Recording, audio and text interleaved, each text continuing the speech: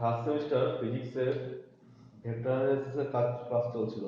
তো vector অ্যানালিসিসের last part পর্যন্ত যেটুকু হয়েছিল সেটা হচ্ছে ভেক্টরের ডট গুণ আর হচ্ছে ভেক্টরের যোগ বিয়োগ মনে হয় করানো হয়েছিল।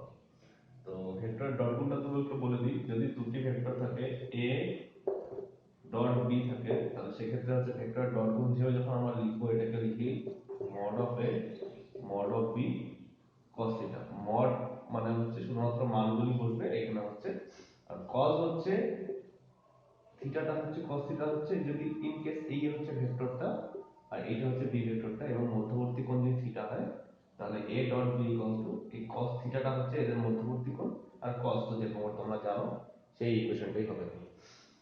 এবার যদি আমরা এক্সাম্পল দিয়ে যদি ব্যাপারটা যদি ধরি যে হচ্ছে ইন কেস a হচ্ছে তোমাকে একটা ভেক্টর দেওয়া আছে যে হচ্ছে 2i 4j 5k, আর b আর একটা ভেক্টর দেওয়া আছে যেটা হচ্ছে 6i j k। এবার যখনই তুমি a ডট b করবে, তো সেক্ষেত্রে তোমাকে করতে হবে a dot b equals to mod of a mod b cos theta. a dot b প্রথমে বের করে নিই, কি আসবে 2i 4j 5k dot 6i j k। এবার ডট গুণের ক্ষেত্রে সবসময় i এর সাথে i ডট গুণ হবে, মানে i ডট i যখনই করবো তখনই শুধুমাত্র 1 আসবে, এবং i এর সাথে যখনই আমি বাকিগুলোর গুণ করবো সেক্ষেত্রে সেই পার্টটা হচ্ছে 0 চলে আসবে। তাহলে সিমিলারলি এখানে হচ্ছে i এর সাথে শুধুমাত্র i গুণ হবে, i এর সাথে i গুণ করলে হচ্ছে 6 দুগুণ 12, 12 i ডট i মানে হচ্ছে 1, তাহলে 12 শুধুমাত্র থাকছে। মাইনাস অফ দেওয়া আছে -4 -1, -4 -1 এরকম সিমিলারলি আবার j ডট j যদি করি j ডট j 1, এবং j এর সাথে যদি আমি k গুণ করি সেটাও 0 আসবে, j এর সাথে যদি আমি i গুণ করি সেটাও 0 আসবে। তাহলে বাকি পার্টগুলো শুধুমাত্র এলিমিনেট হয়ে যাচ্ছে। শুধুমাত্র i ডট গুণের ক্ষেত্রে মনে রাখতে হবে যে i এর সাথে i এর যে গুণ করা হচ্ছে শুধুমাত্র সেটা নিব, j এর সাথে j এর যে গুণটা হচ্ছে সেটা নিব, k এর সাথে k এর যে গুণটা হচ্ছে শুধুমাত্র সেটা নিব। তাহলে সেইখানে সেক্ষেত্রে এখানে ইকুয়েশনটা আসছে 6 দুগুণ 12 মাইনাস মাইনাস প্লাস 4 প্লাস 5, 12 4 16, 16 5 21, মানে হচ্ছে a ডট b এর মান হচ্ছে 21। এটা তো a ডট b এর মান বেরিয়ে গেল। এবার আমাদের বের করতে হবে a ডট b এর মানটি করতে হবে a ডট b। তাহলে a ডট b সেক্ষেত্রে কত চলে আসলো 21। এবার যদি এরকম করে ইকুয়েশনটা দেওয়া থাকে যে a b, তোমাকে ইকুয়েশনটা দেওয়া আছে এই একটা ভেক্টর এই একটা ভেক্টর, এদের মধ্যবর্তী কোণের মান নির্ণয় করো। যখনই মধ্যবর্তী কোণের মান নির্ণয় করতে হবে সেক্ষেত্রে তখন আমরা এই সূত্রটা ফেলতে পারি। কেমন করে করব, a ডট b সমান সমান কত করলো, প্রথমে a ডট b এর মানটা নির্ণয় করে দিলাম। a ডট b এর জায়গায় কত বসিয়ে দেবো, 21 বসিয়ে দেবো। তাহলে a ডট b যখন করলাম তখন হচ্ছে আসলো হচ্ছে 21। তারপর হচ্ছে মডে, মডে মানে হচ্ছে সেই একই রকম করে যে ভেক্টর দুটো ছিল ভেক্টর দুটো স্কয়ার করব, এই একটা ভেক্টর এই একটা ভেক্টর, আর তারপরে কি থাকলো হচ্ছে cos থিটা, মানে থিটাটা হচ্ছে তখন এর উপরে ডিভাইড করে দেবো, তাহলে সেক্ষেত্রে মানটা পেয়ে যাবে। তো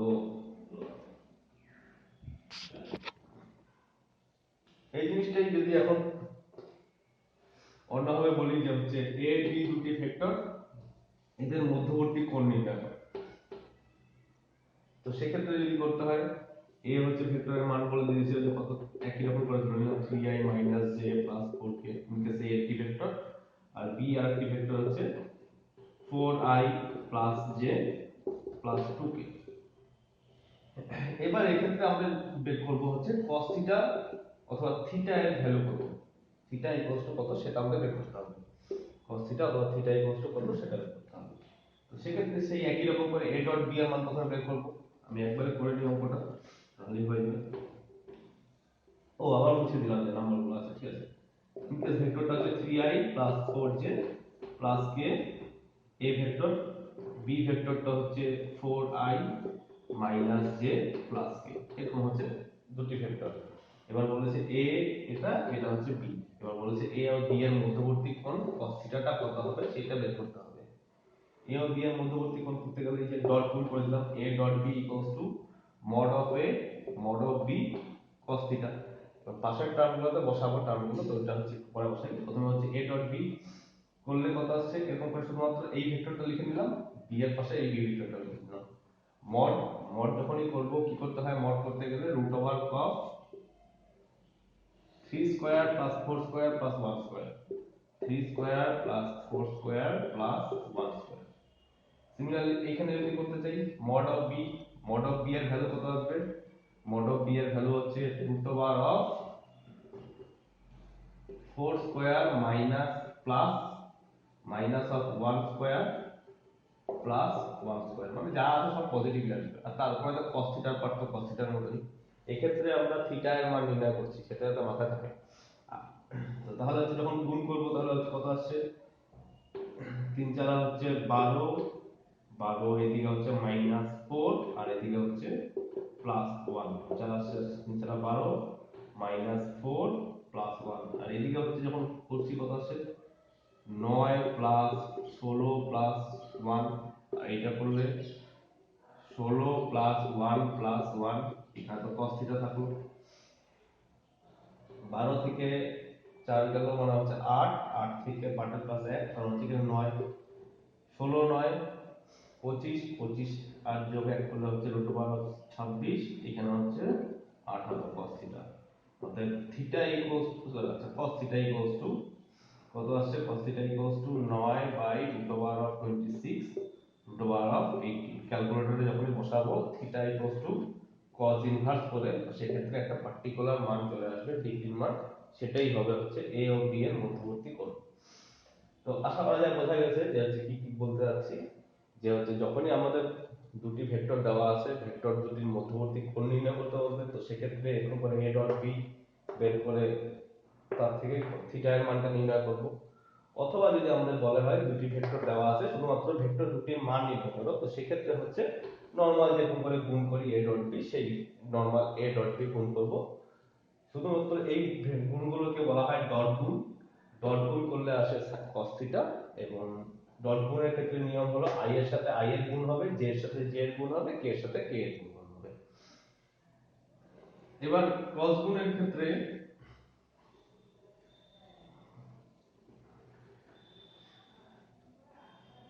নিয়ম হলো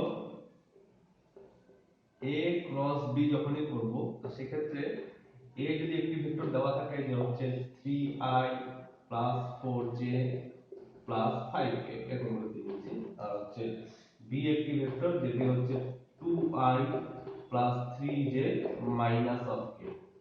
এবার যখনই ক্রস গুণ করতে হবে, আগের ক্ষেত্রে কিরকম করছিলাম, i ডট i করছিলাম ইকুয়ালস টু কত চলে আসছিল 1, j ডট j করছিলাম ইকুয়ালস টু কত আসছিল 1, k ডট k করছিলাম ইকুয়ালস টু 1 আসছিল। কিন্তু এটা হচ্ছে ডট গুণের ক্ষেত্রে, কিন্তু ক্রস গুণের ক্ষেত্রে এই নিয়মটা একটু অন্যরকম। ক্রস গুণের ক্ষেত্রে নিয়ম হচ্ছে i j k এরকম করে লিখে দেবো, ঠিক আছে।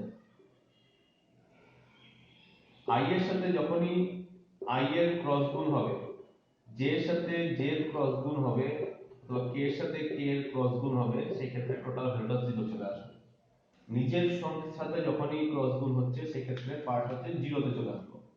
কিন্তু যখনই আবার i এর সাথে j এর গুণ হবে, i এর সাথে j গুণ হলে ক্লকওয়াইজ হিসাবে কি চলে আসবে, k চলে আসবে, মানে হচ্ছে i ক্রস j যদি আমি করি তাহলে সেক্ষেত্রে কত চলে আসবে, ভ্যালুটা j, কারণ i j k। আবার j ক্রস k যদি করি, j ক্রস k করলে জিনিসটা হয়ে যাবে i, আবার k ক্রস i করলে চলে আসবে j। এবার যদি আমি উল্টে দিই আবারটা, যে হচ্ছে j ক্রস i, মানে উল্টা সাইডে করি, তাহলে সেক্ষেত্রে এই ভ্যালুটাই কত হয়ে যাবে, j ক্রস i যদি করি সেক্ষেত্রে ভ্যালুটা চলে আসবে minus of k। k cross j যদি করি তাহলে মাইনাস অফ i, আর i ক্রস k করলে মাইনাস অফ j, তাহলে সেক্ষেত্রে জিনিসটা উল্টে যাবে। শুধুমাত্র নিয়ম মনে রাখার নিয়ম হচ্ছে ক্লকওয়াইজ ডাইরেকশনে নিব হচ্ছে i j k K, i cross j করছি k আসছে, j ক্রস k করছি i আসছে, তো উল্টা দিকে গেলে j ক্রস i যদি করি তাহলে সেক্ষেত্রে মাইনাস অফ k চলে আসবে। তো এই পার্টগুলো একটু মনে রাখতে হবে। অলরেডি এগুলো হচ্ছে তোমরা ছোটবেলায় অনেকবার পড়েছো, ক্লাস 11 12 তো যথেষ্ট ভাবে করানো সিলেবাসে ছিল।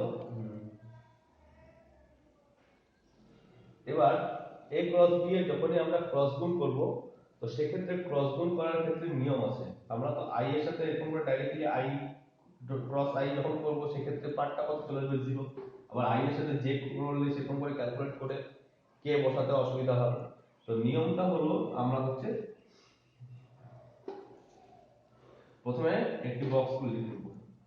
বক্স করে বক্সের মধ্যে হচ্ছে i j k লিখে নেব। তারপরে কার সাথে কার ক্রস গুণ 3 4 j, মানে a এর সাথে b এর ক্রস গুণ। তাহলে এটা ফার্স্টে লিখব, এর হচ্ছে সহগগুলো, এর i এর পাশে সহগ রয়েছে 3, j এর পাশে সহগ হচ্ছে 4 আর k এর পাশে সহগ হচ্ছে 5। b এর ক্ষেত্রে ঠিক একই রকম করে সহগটা লিখে নেব। প্রথমে i এর ক্ষেত্রে সহগ হচ্ছে 2, j এর ক্ষেত্রে সহগ হচ্ছে 3 আর k এর ক্ষেত্রে সহগ হচ্ছে -1। এবার যখনই গুণ করব, গুণ করলে প্রথমে i ক্যাপ লিখে নেব। i ক্যাপ মানে হচ্ছে এই পার্টটা যখনই গুণ করব তখন এই টোটাল পার্টটা বন্ধ। কি হবে, i লিখবো, i ভেক্টর লিখছি, i ভেক্টর লিখলে এইটার সাথে এইটার গুণ হবে, এইদিকে এইটা গুণ, এইটার সাথে এইটা গুণ, মানে হচ্ছে 4 ইনটু -1, তাহলে 4 ইনটু -1। তারপরে কি দিব, একটা মাইনাস চিহ্ন দিব, মাইনাস চিহ্ন দিয়ে 3 ইনটু 5। এটা হলো i এর পার্ট।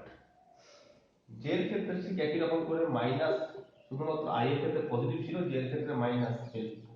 মাইনাস j লিখব, যখনই j লিখছি তাহলে এই টোটাল পার্টটা বন্ধ, সেক্ষেত্রে মাঝের পার্টটা বন্ধ। যখনই যেই পার্টটা নিব, মানে যেই ভেক্টরটা নিব সেই ভেক্টরের যে অংশটা থাকবে পরবর্তী অংশগুলো, সেই অংশটা বাদ দিব ক্যালকুলেশন ক্ষেত্রে, ক্রস গুণের ক্ষেত্রে, এটা যাতে মাথায় থাকে। তাহলে যখনই যে পার্টটা লিখছি, তো যে পার্টের ক্ষেত্রে কত আসবে 3 ইনটু -1, তাহলে ইকুয়েশন হচ্ছে 3 ইনটু -1 মাইনাস অফ, একই রকম করে মাইনাস অফ, এই যে 3 ইনটু -1 মানে 3 এর সাথে এইদিকে এটা গুণ করব, আর হচ্ছে কত হবে 2 ইনটু 5, 2 ইনটু 5। তারপর হচ্ছে আবার সেই প্লাস, প্লাস কে ভেক্টর। এবার সিমিলারলি একই রকম করে যখনই কে ভেক্টর নিব, তাহলে এই টোটাল পার্টটা হচ্ছে তখন বন্ধ, এই টোটাল পার্টটা নেই, এই পার্টটা বাদ দিয়ে কি রয়েছে 3 ইনটু 3, এই পার্টটা রয়েছে 3 ইনটু 3, মানে এই দিক থেকে এদিকে নিচের দিকে, তারপর হচ্ছে মাইনাস দিয়ে 2 ইনটু 4। তো এবার যখনই করছি তাহলে কত আসছে, i ক্যাপ, তো i ক্যাপের মতন লিখলাম, -4 -15, -4 -15 করলে -19। তারপরে j ক্যাপের ক্ষেত্রে মাইনাস অফ j তো লিখে নিলাম প্রথমে, তাহলে কত আসছে -3 -3 আর এদিকে হচ্ছে -10, অর্থাৎ -13, -13, আর এদিকে হচ্ছে প্লাস k ক্যাপ যখন করছি 9, 9 থেকে 8 গেল, তার মানে শুধুমাত্র একটাই k ক্যাপ হচ্ছে 1 k হচ্ছে। তো 1 তো না লিখলেও কোনো ব্যাপার না। তো তারপর যখন লিখবো তাহলে কত হবে -19i minus plus 13j plus k cap. এটা হচ্ছে a ক্রস b, দুটি ভেক্টর রয়েছে, ভেক্টর দুটি ভ্যালু মান চলে আসলো। তো এই পার্টটা হচ্ছে তোমাদের শুধুমাত্র ক্রস গুণের কিরকম করে করতে হয় সেই পার্টটা একটু জেনে নিলেই হবে। এবার ক্রস গুণের ক্ষেত্রে কিছু জিনিস রয়েছে যে ডট গুণের ক্ষেত্রে যেগুলো হচ্ছে খুব একটা জরুরি ছিল না। যেমন ডট গুণের ক্ষেত্রে আমরা কি লিখতাম, a ডট b সমান সমান b ডট a, কোন ব্যাপার না, এটা পুরো লেখা যায়, এটা হয়। কিন্তু যখনই ডটের ক্ষেত্রে, কিন্তু ক্রসের ক্ষেত্রে a cross b not equals to b cross a, মানে a ক্রস b কে আমি ইচ্ছা মতো আগে পরে করে b ক্রস a লিখতে পারি না। তো তাহলে a ক্রস b সমান সমান কি হবে, a ক্রস b সমান সমান যদি b ক্রস a হিসেবে লিখতে হয় তাহলে minus of b cross a এর উপরে লিখতে হবে আমাদের ইকুয়েশনটা। এবার আরেকটা জিনিস কি ছিল, এটা হচ্ছে 1 নম্বর হয়ে গেল। 2 নম্বরের ক্ষেত্রে a ডট b যখনই লিখতাম তখন লিখতাম mod a mod b cos থিটা। থিটাটা হচ্ছে a ও b এর মধ্যবর্তী কোণ। কিন্তু যখনই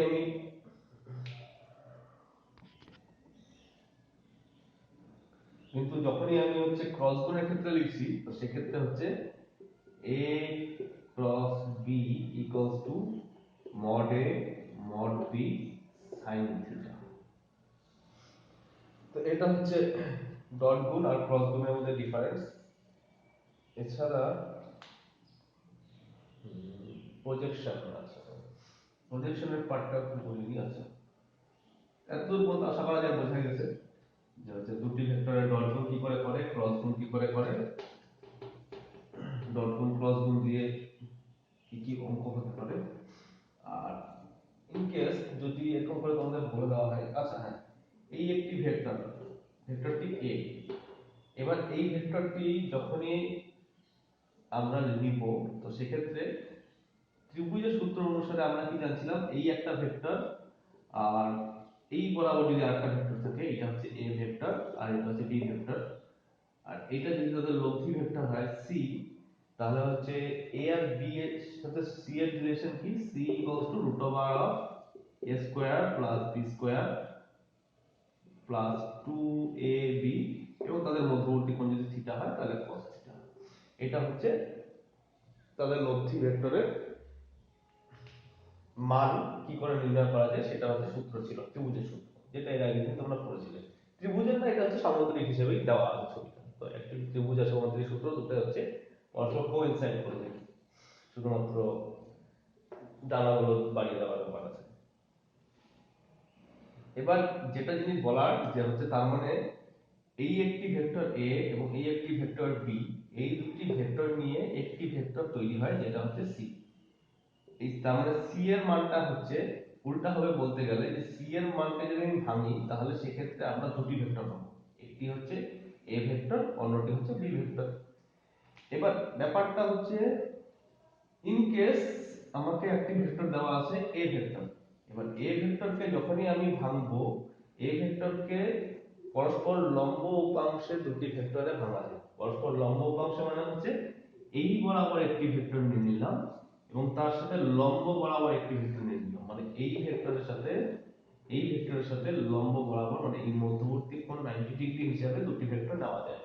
তো সেক্ষেত্রে a এর মানটা যদি ইন কেস এক্ষেত্রে যে অনুভূমিক আছে, অনুভূমিকের সাথে যদি থিটা হয়, তাহলে a এর এই উপাংশটি আসে a cos থিটা, এবং উল্লম্ব বরাবর যে উপাংশটা আসে সেই উপাংশটাকে আমরা লিখি a sin থিটা। এটাই যদি অন্যভাবে বলি, তাহলে c যদি এইখানে এই ভেক্টরটা যদি a হয়, এবং যদি বলি যে এই দিকে হচ্ছে মধ্যবর্তীটা হচ্ছে কোণ, তাহলে এই a ভেক্টরকে যখনই আমি এই বরাবর উপাংশ নিব, সেক্ষেত্রে যেদিকে কোণটি থাকবে সেখানে হচ্ছে cos থিটা, এবং তার সাথে লম্ব বরাবর যে উপাংশটা থাকবে সেটাকে লিখবো হচ্ছে sin থিটা হিসাবে। মানে যার সাথে কোণ করে আছে সেইটাকে হচ্ছে cos থিটা হিসাবে লিখবো, এবং অন্য আরেকটা যেটা রয়েছে সেটাকে হচ্ছে লিখবো sin থিটা হিসাবে।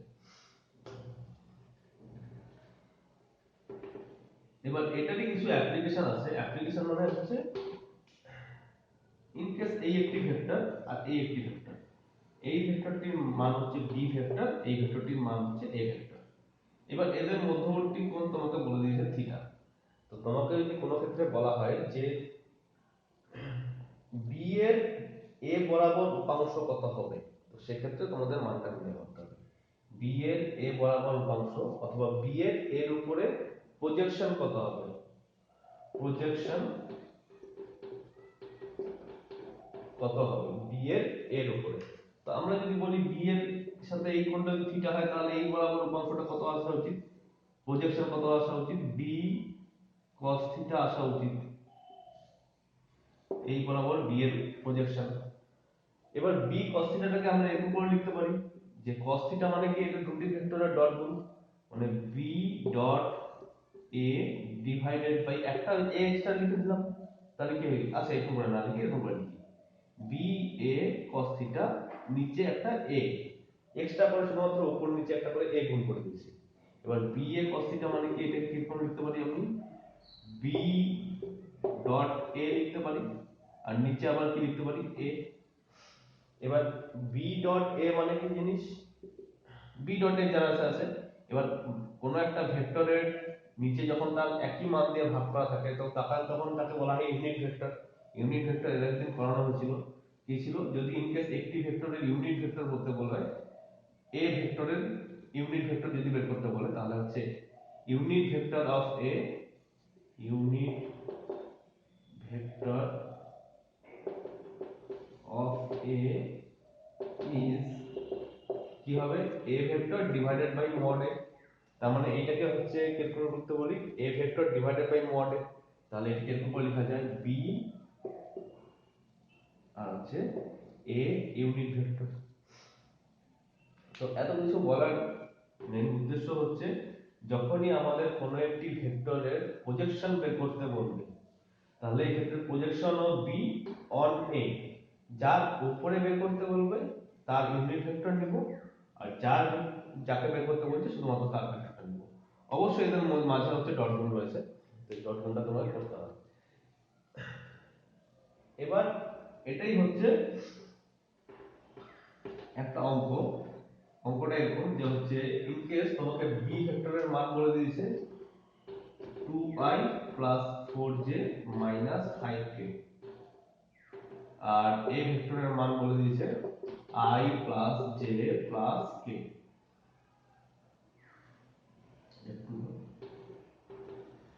এবার এ ভেক্টরের বি ভেক্টরের উপর প্রজেকশন কত হবে, তাহলে সেক্ষেত্রে projection of B on A, projection of B on A সমান সমান কত হবে, বি ভেক্টর আর হচ্ছে এ এর ইউনিট ভেক্টর। কেমন করে আসলে একটু আগে ক্যালকুলেশনটা করে দেওয়া আছে। এবার বি ভেক্টরের মান আমরা জানি কত, 2i plus 4j minus 5k, এটা হচ্ছে বি ভেক্টরের মান। আর হচ্ছে এ এর প্রজেকশন মান কত হচ্ছে i plus j plus k, এটা তো হচ্ছে এ ভেক্টরটা হয়ে গেল, তাকে কি করতে হবে মড দিয়ে ভাগ করতে হবে তবে ইউনিট ভেক্টর পাবো। Mod of 1 square plus 1 square plus 1 square, যেহেতু তিনটেরই সহগ 1 করে দেওয়া আছে তাহলে এটা। এবার যেই ভ্যালুটা আসবে কি আসবে, ডট গুণ দেওয়া আছে তাহলে i এর সাথে শুধুমাত্র i এর গুণ হবে, i এর সাথে i গুণ হলে কত আসবে 2 আসছে, j এর সাথে j গুণ করলে কত আসছে শুধুমাত্র 4 আসছে। এবার মাইনাস 5 আর প্লাস 1 তাহলে শুধুমাত্র মাইনাস 5 আসছে, আর নিচে তো হচ্ছে কত আসছে root over 1 square 1 square 1 square মানে রুট ওভার 3, তাহলে করলে 4 2 1 6, 6 থেকে একটা গেল তাহলে হচ্ছে 1/√3।